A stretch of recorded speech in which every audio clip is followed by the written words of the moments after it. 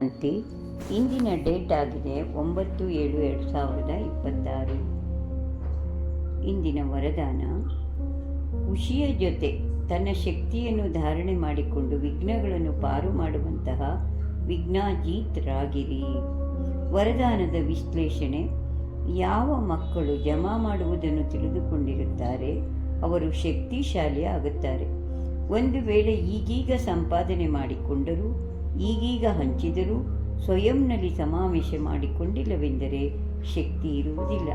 ಕೇವಲ ಹಂಚುವುದು ಅಥವಾ ದಾನ ಮಾಡುವುದು ಖುಷಿ ಇರುತ್ತೆ ಅಷ್ಟೆ.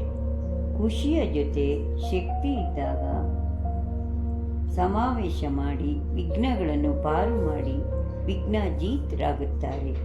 ಆದ್ದರಿಂದ ನಂತರ ಯಾವುದೇ ವಿಘ್ನವನ್ನು ಲಗನ್ನನ್ನು ಹೇಗೆ ಮುಖದಿಂದ ಖುಷಿಯ ಹೊಳಪು ಕಾಣುತ್ತಿದೆಯೋ ಹಾಗೆಯೇ ಶಕ್ತಿಯ ಹೊಳಪು ಇರಬೇಕು. ಓಂ ಶಾಂತಿ.